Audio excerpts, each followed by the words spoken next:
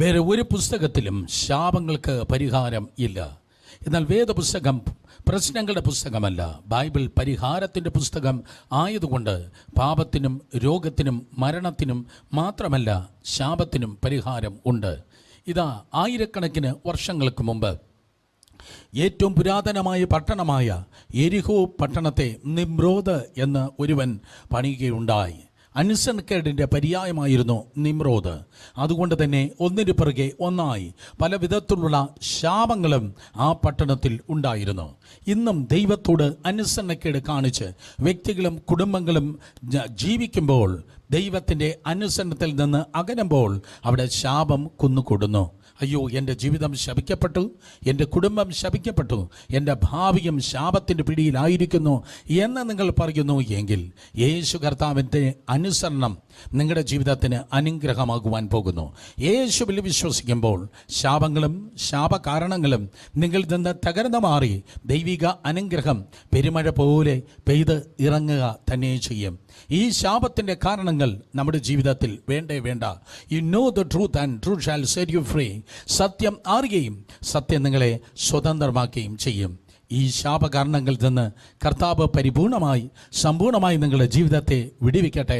കാരണം യേശു കർത്താവ് നിങ്ങളെ അനുഗ്രഹിക്കുന്നവനായ ദൈവം. അബ്രാമിനെ അബ്രഹാമാക്കിയവൻ, യാക്കോബിനെ ഇസ്രായേലാക്കിയവൻ ഇപ്പോൾ ഇതാ നിങ്ങളുടെ ജീവിതത്തെയും ശാപങ്ങളെ വേരോട് പിഴുതുമാറ്റി ദൈവത്തിൻ്റെ കൃപയാൽ അനുഗ്രഹിക്കുന്നു. ഈ ദൂത് നിങ്ങൾക്കൊരു അനുഗ്രഹം തന്നെയായിരിക്കും. കേൾക്കുക, അനുഗ്രഹം പ്രാപിക്കുക. ദാനിയേൽ കർത്താവിൻ്റെ സന്നിധിയിൽ അത് മുട്ടുമടക്കി പ്രാർത്ഥിച്ചവനായിരുന്നു.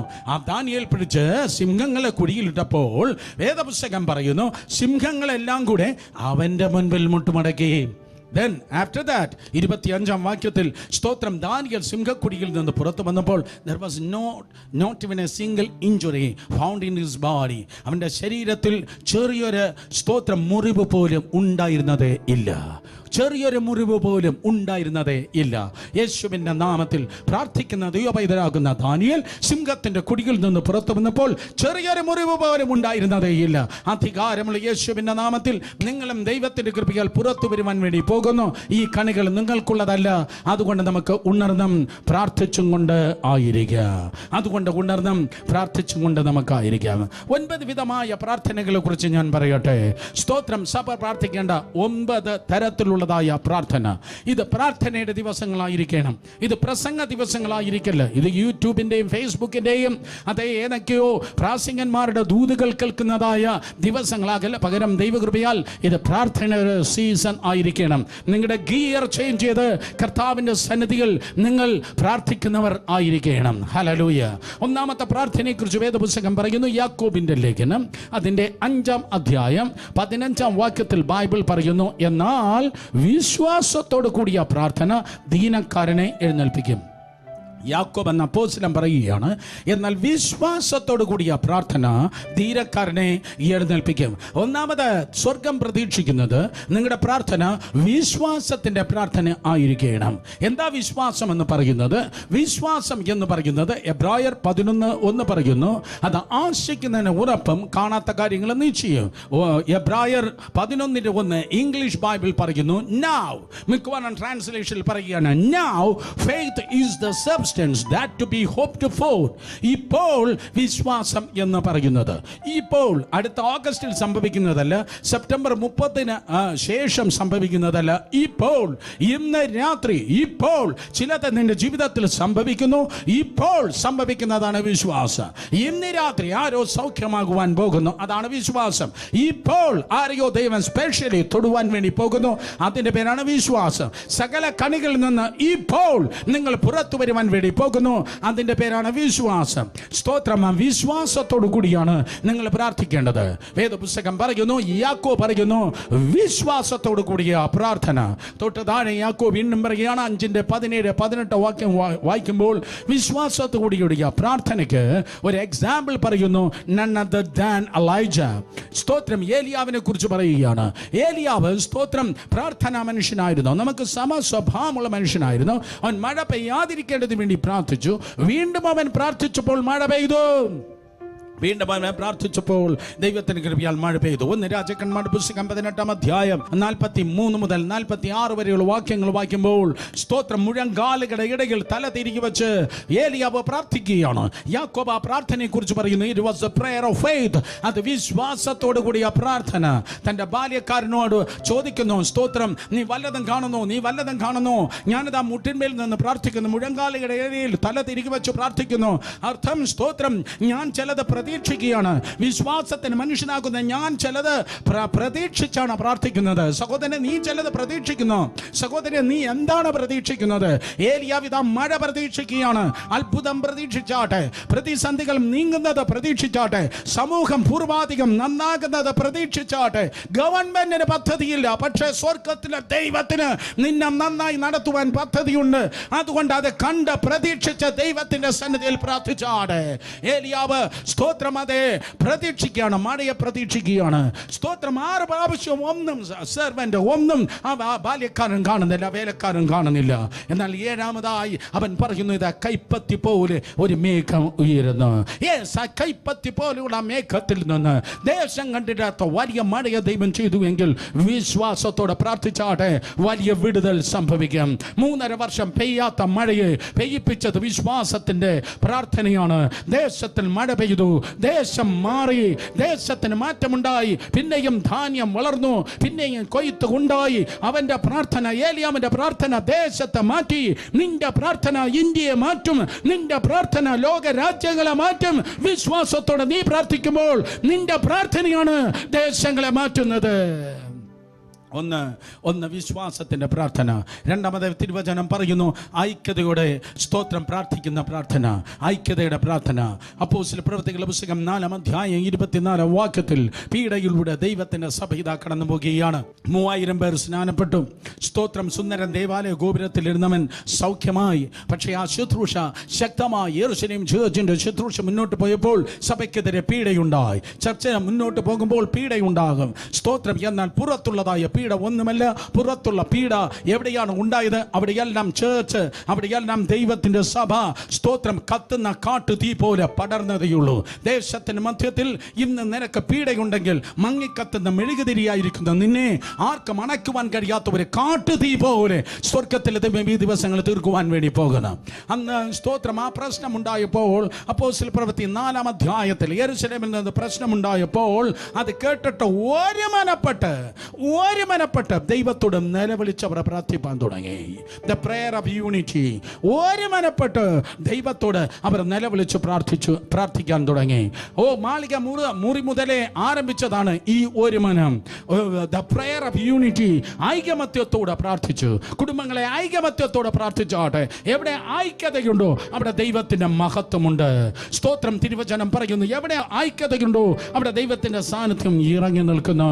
സ്തോത്രം, ഇതാ ദൈവത്തിന്റെ നിയമ പെട്ടകത്തിന് മുകളിൽ ഒരേ ക്രമത്തിൽ, ഒരേ സൈസിൽ, ഒരേ വലിപ്പത്തിൽ, ഒരേ മാതൃകയിലുള്ള 2 കെരൂബുകൾ സ്തോത്രം ഇരിക്കുകയാണ്. ഒരേ ക്രമത്തിൽ സിമിലർ ആയിട്ടുള്ള 100% സിമിലർ ആയിട്ടുള്ള ഒരേ പോലെയുള്ളതായ 2 കെരൂബുകൾ ഇരിക്കുന്നു. അവിടെ മധ്യത്തിൽ എന്ത് നിൽക്കുന്നു? മഴമേഘമല്ല, പകരം അവിടെ മധ്യത്തിൽ മഹത്വമേഘം ഇറങ്ങിക്കിടക്കുന്നു.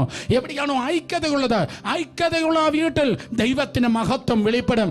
ഐക്യതയുള്ള ആ വീട്ടിൽ ദൈവത്തിന് അത്ഭുതം, ദൈവത്തിന്റെ കൃപയാൽ വെളിപ്പെടും. അതിനുവേണ്ടി ദൈവത്തിന്റെ സന്നിധിയിൽ ഐക്യതയോടെ പ്രാർത്ഥിച്ചാട്. യേശു കർത്താവ് ഈ പ്രകാരം പറഞ്ഞു, സ്തോത്രം, അതെ, 2 പേർ ഐകമത്യപ്പെട്ടാൽ, അല്ലാതെ ഒരാൾ കൊച്ചിക്കും മറ്റൊരാൾ സ്തോത്രം അതെ കൊയിലാണ്ടിക്കും വേണ്ടി പ്രാർത്ഥിക്കുകയല്ല, ഒരാൾ കൊളംബിയയ്ക്കും മറ്റൊരാൾ കൊറിയയ്ക്കും വേണ്ടി പ്രാർത്ഥിക്കുകയല്ല. പകരം സ്തോത്രം 2 പേർ ഐകമത്യപ്പെട്ടാൽ പിതാവ് പുത്രനിൽ മഹത്വപ്പെടാൻ വേണ്ടി ആ കാര്യത്തെ ഞാൻ ചെയ്യും. സ്തോത്രം, വേദപുസ്തകം ഐക്യതയുടെ പുസ്തകമാണ്. പഴയ നിയമവും പുതിയ നിയമവും തൃത്വത്തിലൊരു ഐക്യത നിങ്ങൾക്ക് കാണുവാൻ തൊക്കണം കഴിയും. പിതാവ്, പുത്രൻ, പരിശുദ്ധാത്മാവ്. God is the God of unity. ദൈവം ഐക്യതയുടെ ദൈവമാണ്. ദൈവത്തിന്റെ ജനം, ദൈവസഭ ഐക്യതയോടെ പ്രാർത്ഥിച്ചാട്ടെ. അപ്പനും അമ്മയും അമ്മയും മക്കളും ദൈവത്തിന്റെ കൃപയാൽ ഐക്യതയോടെ പ്രാർത്ഥിച്ചാട്ടെ. അതെ, ഐക്യതയോടെ പ്രാർത്ഥിക്കുക. ഒന്ന് വിശ്വാസത്തിന്റെ പ്രാർത്ഥന, രണ്ട് സ്തോത്രം ഐക്യതയുടെ പ്രാർത്ഥന.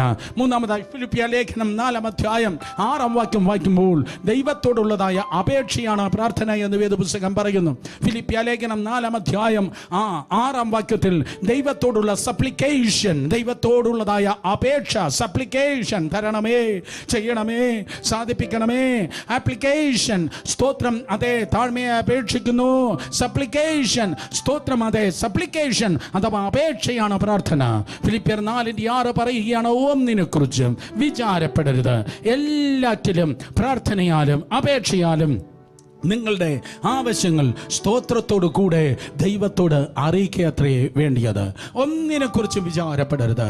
കുഞ്ഞുങ്ങളുടെ ഭാവി, എന്നാണ് എക്സാം നടക്കുന്നത്, വീട്ടിലായിരിക്കുന്ന പ്രിയപ്പെട്ടവരുടെ രോഗങ്ങൾ, മറ്റ് വിവിധ ക്രമത്തിലുള്ള പരാധീനതകൾ, ഈ ദിവസങ്ങളിൽ നിങ്ങളുടെ തലമുടി നരയ്ക്കുന്നുണ്ടോ? ഈ ദിവസങ്ങളിൽ വിചാരപ്പെട്ട് ബാക്കിയുള്ള മുടിയെല്ലാം പൊടിക്കുന്നുണ്ടോ?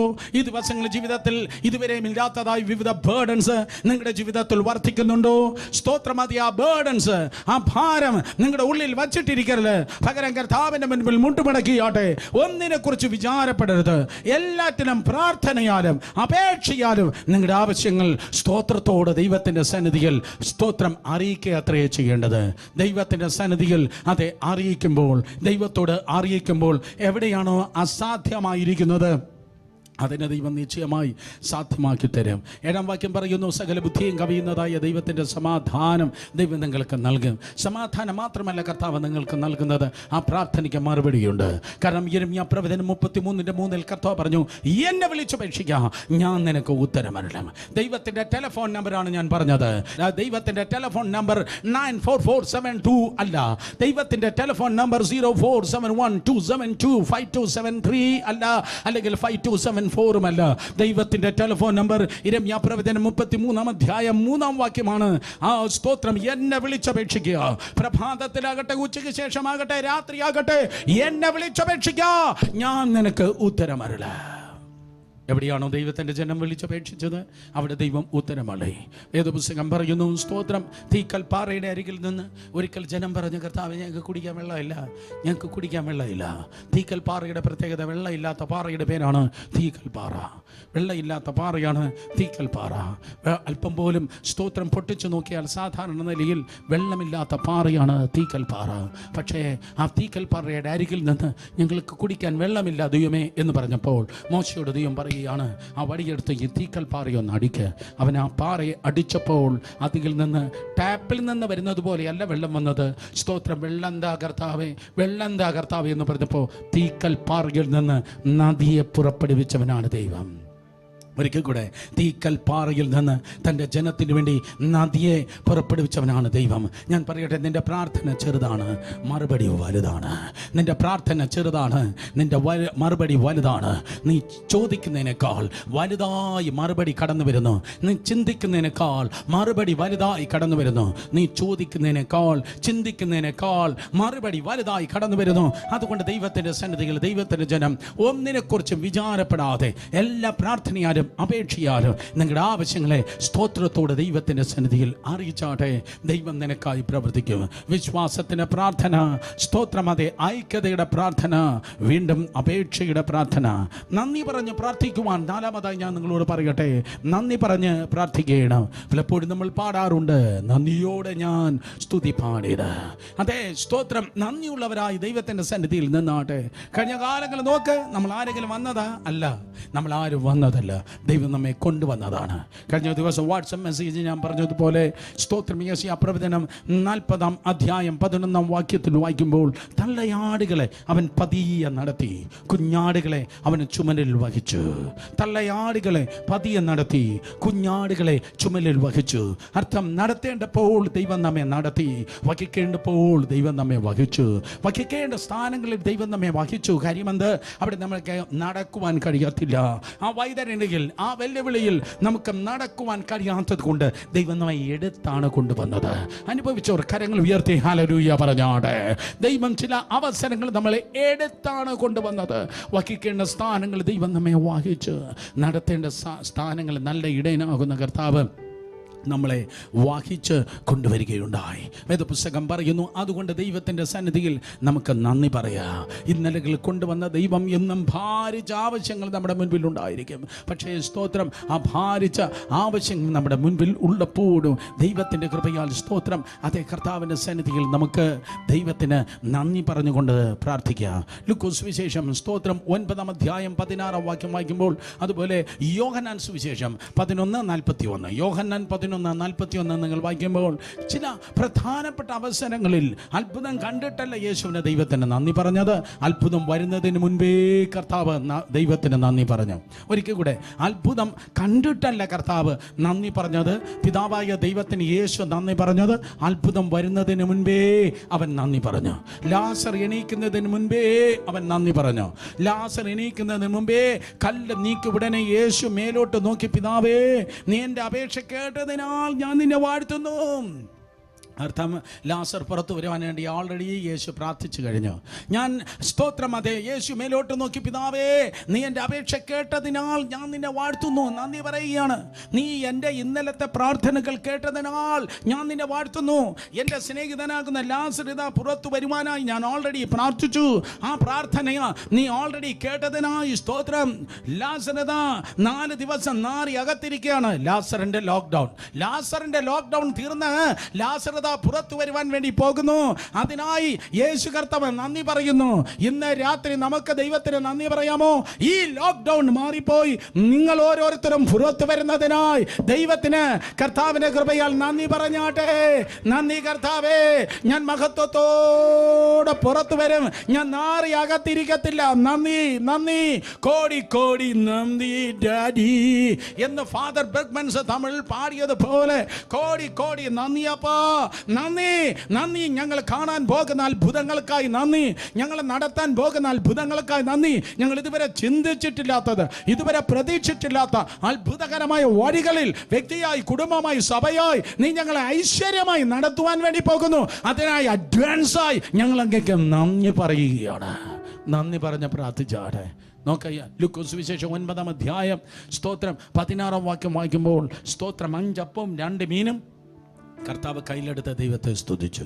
മുന്നിൽ വലിയൊരു ജനക്കൂട്ടായിരിക്കുക, പുരുഷന്മാർ മാത്രം 5000, എല്ലാം കൂടെ 30,000 പേർ യേശുവിന് മുമ്പിലുണ്ട്.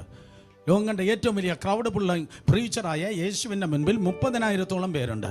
ഞാൻ ഇങ്ങനെ പറയാറുണ്ട്, സ്തോത്രം, ഏറ്റവും തൊട്ട് മുമ്പിൽ ഏറ്റവും വലിയ വയറൻ ചെറുക്കനായിരിക്കുന്നത്, അവൻ്റെ സ്തോത്രം വയറിൻ്റെ പകുതിയിലെത്താൻ ഈ 5 അപ്പവും 2 മീനും തികയത്തില്ല. ഒന്ന് പെട്ടെന്ന് താ യേശുവേ, ഒന്ന് പെട്ടെന്ന് താ എന്ന് പറഞ്ഞ് സ്തോത്രം എല്ലാവരും ഇങ്ങനെ കാത്തിരിക്കുക. പക്ഷേ ഒരുത്തിന് പോലും അത് തികയത്തില്ല. ഒരു കുഞ്ഞിൻ്റെ ലഞ്ചാണല്ലോ അത്, ഒരു സ്തോത്ര ബാലൻ്റെ ലഞ്ചാണത്. പക്ഷേ അത് ബുദ്ധിപരമായി നോക്കിയാൽ ആർക്കും തികയത്തില്ല. പക്ഷേ യേശു കർത്താവ് ദൈവത്തിനും സ്തുതിച്ചു. പൈസ തികയത്തില്ലയോ? ആഹാരം തികയത്തില്ലയോ? ഈ ദിവസങ്ങൾ ആവശ്യങ്ങൾ വലുതാണോ? പലതും തികയത്തില്ല കർത്താവേ. ലോൺ അടയ്ക്കാൻ തികയത്തില്ല, കുഞ്ഞുങ്ങൾക്ക് ആഹാരം വാങ്ങാൻ തികയത്തില്ല, പലതും തട്ടിയും മുട്ടിയും എവിടെ ചെന്ന് നിൽക്കുമെന്നറിയത്തില്ല, തികയത്തില്ലെന്ന് പറയുന്നെങ്കിൽ അഡ്വാൻസായി ദൈവത്തെ സ്തുതിച്ചാടെ. കാര്യമെന്ത്, ഇത് വർദ്ധിപ്പാൻ വേണ്ടി പോകുകയാണ്. 5 അപ്പം 2 മീന്, അത് വർദ്ധിപ്പാൻ വേണ്ടി പോകുന്നു കുഞ്ഞ്. He's a God of increase. ദൈവം വർദ്ധനവിന്റെ ദൈവമത്രേ. കർത്താവിന്റെ കൃപയാൽ അത് വർദ്ധിപ്പാൻ വേണ്ടി പോകുന്നു. കർത്താവ് നന്ദി പറഞ്ഞു. ഇത് വർദ്ധിക്കുന്നത് നന്ദി. ലാസർ പുറത്തു വരുന്ന നന്ദി, ലോക്ക്ഡൌണിൽ നിന്ന് പുറത്തു വരുന്ന നന്ദി, ഒരു ഇൻക്രീസിലേക്ക്, ഒരു വർധനവിലേക്ക് നീ ഞങ്ങളെ കൊണ്ടുവരുന്നതിനായി നന്ദി. നന്ദി കർത്താവേ. നന്ദി പറഞ്ഞ് ദൈവത്തിന്റെ സന്നിധിയിൽ നമുക്ക് പ്രാർത്ഥിക്കുക. ഹല്ലേലൂയ. വീണ്ടും വേദപുസ്തകം പറയുന്നു, സ്തോത്രം, പ്രാർത്ഥനയുടെ ശബ്ദമെന്ന് പറയുന്നത് താ താ താ എന്ന് പറയുന്നതായ ശബ്ദം മാത്രമല്ല, അവൻ്റെ കയ്യിലേക്ക് നോക്കി താ താ എന്ന് പറയുന്നത് മാത്രമല്ല പ്രാർത്ഥന എന്ന് പറയുന്നത്. മനസ്സിലാക്കുക, ദൈവം സ്തോത്രം ഒരു ശക്തിയല്ല, ദൈവം ഒരു വ്യക്തിയാണ്. ഇലക്ട്രിസിറ്റി ഒരു ശക്തിയാണ്, എന്നാൽ ദൈവം ഒരു വ്യക്തിയാണ്. അതുകൊണ്ട് അവൻ്റെ കയ്യിലേക്ക് നോക്കി താ താ എന്ന് പറയുന്നതല്ല ഭക്തജനം. അവൻ്റെ കയ്യിലേക്ക് നോക്കി താ താ എന്ന് പറയുന്നതല്ല യഥാർത്ഥ ക്രിസ്തീയ ജീവിതം. അവൻ്റെ കണ്ണുകളിലേക്ക് നോക്കി ആരാധിക്കുന്നതാണ്. ആദ്യം ആരാധന, അതിനെ തുടർന്ന് പ്രാർത്ഥന. പിന്നെ അതിനെ തുടർന്ന് പ്രാർത്ഥന. അല്ലാതെ ഓടിച്ചെന്ന് മറ്റേ ATM കാർഡ് തള്ളി സ്തോത്രം പിൻ നമ്പർ 5272 എന്ന് പറഞ്ഞ് കുത്തുന്നത് പോലെ, അതേ സ്തോത്രം, അതേ പെട്ടെന്ന് കുത്തുന്നത് കൊണ്ട് ഒരിക്കലും സ്തോത്രം സപ്ലൈ വരത്തില്ല. ആരെങ്കിലും വിചാരിച്ചു കാണും 5272 5272 ആയിരിക്കും ബ്രദറിൻ്റെ പിൻ നമ്പർ. എൻ്റെ അല്ല, വേറെ വല്ലവരുടെയും പിൻ നമ്പർ ആയിരിക്കും. സ്തോത്രം. 5272 വേറെ വല്ലവരുടെയും നമ്പർ ആയിരിക്കും. മറക്കാതെ എഴുതി കിട്ടാതെ വേറെ വല്ലവരുടെയും നമ്പർ ആയിരിക്കും. 5272 എന്ന് ഒരിക്കൽ കൂടെ പറയാം. ദൈവം നിൻ്റെ ATM അല്ല. പെട്ടെന്ന് ഓടിച്ചെന്ന് തലയിൽ കൂടെ തുണി ഇട്ട് 1 മണിക്കൂർ ഇപ്പോൾ പ്രാർത്ഥിക്കും, ഇപ്പോൾ താ കർത്താവേ. നോ, ദൈവം നിൻ്റെ ATM അല്ല. ദൈവത്തിൻ്റെ കയ്യിലേക്ക് നോക്കുന്ന നിർത്ത്. ദൈവത്തിൻ്റെ കയ്യിലേക്ക് നോക്കി താ താ എന്ന് പറയുന്ന നമുക്ക് നിർത്താം. അവൻ്റെ കണ്ണുകളിലേക്ക് നോക്കാം. അവൻ്റെ കണ്ണുകളിലേക്ക് നോക്കി, അവൻ്റെ കണ്ണുകളിലേക്ക് നോക്കി കർത്താവിൻ്റെ സന്നിധിയിൽ പറയും, കർത്താവേ നീ നല്ലവനാണ്, നീ നല്ലവനാണ്, നീ നല്ലവനാണ്, നീ വല്ലഭനാണ്, നീ വാക്കുമാറാത്തവനാണ്, നീ ഉന്നതനാണ്, നീ വലിയവനാണ്. സർവ സൃഷ്ടികളും ഒന്നായി പുകഴ്ത്തിടുന്ന സൃഷ്ടാവിനെ സ്തുതിക്കും ഞാൻ. സർവ സൃഷ്ടികളും ഒന്നായി പുകഴ്ത്തിടുന്ന സൃഷ്ടാവിനെ സ്തുതിക്കും ഞാൻ. ഈ ചോണിതാരത്തിൽ ജീവിക്കുന്ന നാളെല്ലാം പോഷിച്ചിടും കൊന്നുനാഥനെ. ഈ ചോണിതാരത്തിൽ ജീവിക്കുന്ന നാളെല്ലാം ഘോഷിച്ചിടും കൊന്നുനാഥനെ.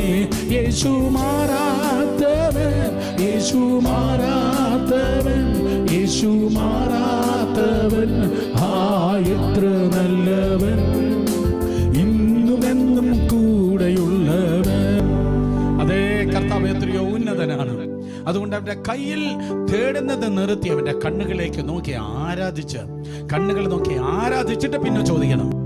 കണ്ണുകൾ നോക്കി അവനെ ആരാധിക്കുമ്പോൾ അപ്പച്ചൻ ചാഞ്ഞിറങ്ങും. കാരണം ദൈവം നിന്റെ പക്ഷത്തെ ഇറങ്ങി വരുന്നത് ഗോവേണിയാണ് ആരാധന. ഒരിക്കൽ കൂടെ, ദൈവത്തെ നിന്റെ പക്ഷത്തെ നിന്റെ അടുക്കൽ ഇറക്കി നിർത്തുന്നതാണ് ആരാധന. ആരാധനയുടെ ഗോവേണി നിന്റെ കയ്യിലായിരിക്കുന്നത്. ആ തരങ്ങളെ തുറന്ന് നീ ദൈവത്തെ ആരാധിക്കുമ്പോൾ കർത്താവ് പക്ഷമായി നിന്റെ അടുക്കൽ ഇറങ്ങി നിൽക്കുന്നു. സ്തോത്ര. കനാന്യ സ്ത്രീ യേശുവിന്റെ പിന്നാലെ നിലവിളിച്ചും കരഞ്ഞും നിലവിളിച്ചും കരഞ്ഞും നിലവിളിച്ചും കരഞ്ഞും നടന്നതായി മത്തായി 15:21 പറയുന്നു. നിലവിളിക്കുന്നവളെ യേശു തിരിഞ്ഞു നോക്കിയില്ല. അയ്യോ, എവളെ നിലവിളിച്ചും കൊണ്ടുവരുന്നെന്ന് ശിഷ്യന്മാർ, വിശുദ്ധന്മാർ പറഞ്ഞിട്ട് യേശു തിരിഞ്ഞു നോക്കിയില്ല. സ്തോത്രം. ചുമ്മാതിരുന്ന് കരയുന്നവരെ യേശു ഗവനിക്കുന്നില്ല. വല്ല പാസ്റ്റർമാരും അപ്പോസ്തലന്മാരും പ്രാർത്ഥിക്കുന്നവരെ യേശു ഗവനിക്കുന്നില്ല. പക്ഷെ തിരുവചനം പറയുന്നു, അവൾ വീട്ടിൽ വന്ന്, അവൾ ആ പ്രത്യേക വീട്ടിൽ വന്ന് അവൾ യേശുവിനെ ആരാധിച്ചു, വണങ്ങി എന്ന് മലയാള ബൈബിൾ പറയുന്നു. ഇംഗ്ലീഷ് ബൈബിൾ പറയുന്നു she bowed down and worshiped the Lord. അവൾ ആരാധിച്ചപ്പോഴാണ് കർത്താവ് റെസ്പോണ്ട് ചെയ്തത്. കർത്താവ് നിന്നെ നോക്കി റെസ്പോണ്ട് ചെയ്യണമെങ്കിൽ, ദൈവം നിന്നെ നോക്കി പ്രതികരിക്കണമെങ്കിൽ ആരാധന വെളിപ്പെടണം. എവിടെയാണോ ആരാധിക്കുന്ന വീട്ടിൽ യേശു ഇറങ്ങുന്നു. ആരാധിക്കുന്ന വ്യക്തിക്ക് വേണ്ടി കർത്താവ് ഇന്ന് ഇറങ്ങി വരുന്നു. അതുകൊണ്ട് ആരാധിച്ചോട്ടെ. ആരാധന എവിടെയുണ്ടോ അവിടെ നീ ഒറ്റയ്ക്കല്ല ഉള്ളത്. ആരാധന ഉള്ളിടത്ത് കർത്താവിന്റെ സാന്നിധ്യമുണ്ട്. യേശു കർത്താവ് കാൽവരി ക്രൂശിന്മേൽ തൂങ്ങി നിന്നപ്പോൾ യേശുവിൻ്റെ തലയിൽ മാത്രം മുൾക്കിരീടമുണ്ടായിരുന്നു. അർത്ഥം, കർത്താവ് യേശു നിങ്ങളുടെ സകല ശാപങ്ങളെ ക്രൂശിന്മേൽ ഏറ്റെടുത്തു. വ്യക്തിപരമായ ശാപം, കുടുംബശാപം, ദേശീയ ശാപം, അതേ വർഗശാപങ്ങൾ എന്നിത്യാദി ഏത് ക്രമത്തിലുള്ളതായ ശാപം ആണ് നിങ്ങൾ ചുമന്ന് നടക്കുന്നത് എങ്കിലും യേശുവിൻ്റെ വിലയേറിയ കൃപയാൽ ആ ശാപം വിട്ടുമാറിയിട്ട് ദൈവകൃപയാൽ നിങ്ങൾ അനുഗ്രഹം പ്രാപിപ്പാൻ വേണ്ടി പോകുന്നു. കർത്താവ് യേശുവിൻ്റെ നാമം വിളിച്ചപേക്ഷിക്കുന്ന ഏവരും രക്ഷിക്കപ്പെടും. വീണ്ടും, യേശുവിൻ്റെ നാമം വിളിച്ചപേക്ഷിക്കുന്ന ഏവരും അനുഗ്രഹിക്കപ്പെടും, വിടുവിക്കപ്പെടും. യേശുവിൻ്റെ നാമം നിലവിളിച്ച് പ്രാർത്ഥിച്ചാട്ടെ. യേശുവിൻ്റെ നാമത്തിൽ ദൈവത്തോട് പ്രാർത്ഥിച്ചാട്ടെ. കർത്താവ് നിങ്ങളുടെ ജീവിതത്തെ ഒരനുഗ്രഹം ആക്കി തീർക്കുമാറാകട്ടെ. രാഷ്ട്രീയ പാർട്ടികൾക്ക് അടയാളങ്ങളുള്ളതുപോലെ സ്വർഗത്തിലെ ദൈവത്തിൻ്റെ അനുഗ്രഹ അടയാളമായി ദൈവം നിങ്ങളുടെ ജീവിതത്തെ തീർക്കട്ടെ. നമുക്കൊരുമിച്ച് പ്രാർത്ഥിക്കാം. വിശ്വസ കർത്താവേ, നിന്റെ മക്കൾക്കായി പ്രാർത്ഥിക്കുന്നു. അവർ ശാപം ചുമന്നത് മതി. ശാപം നിമിത്തം വ്യഥയിലും നിരാശയിലും അവർ ആയിരിക്കുന്നു. ദുഃഖത്തിലും വേദനയിലും അവർ പിടയ്ക്കുന്നു. ശാപം നിമിത്തം സാമ്പത്തികമായ തകർച്ചയിലും ബുദ്ധിമുട്ടിലും അവരുടെ ജീവിതം കടന്നു പോകുന്നു. ഈ പ്രത്യേക ദിവസത്തിൽ അങ്ങയുടെ അത്ഭുതത്തിൻ്റെ പ്രവൃത്തിയാൽ നിന്റെ കുഞ്ഞുങ്ങളുടെ ജീവിതത്തെ അവിടെ നിന്ന് വിടുവിക്കുന്ന കൃപയ്ക്കായി സ്തോത്രം. യേശുവിൻ്റെ വിലയേറിയ രക്തത്താൽ കർത്താവ് അവരുടെ ഇപ്പോൾ തന്നെ ശുദ്ധീകരിച്ച് ദൈവത്തിൻ്റെ കൃപയാൽ അവിടെ നിന്ന് വിടുവിക്കുന്ന ദൈവത്തിൻ്റെ വിലയേറിയ മഹത്വത്തിനായി നന്ദിയോട് സ്തുതിക്കുന്ന കർത്താവേ, സകല ശാപനുഖങ്ങളും ചങ്ങലകളും യേശുവിൻ്റെ നാമത്തിൽ തകർക്കപ്പെടട്ടെ.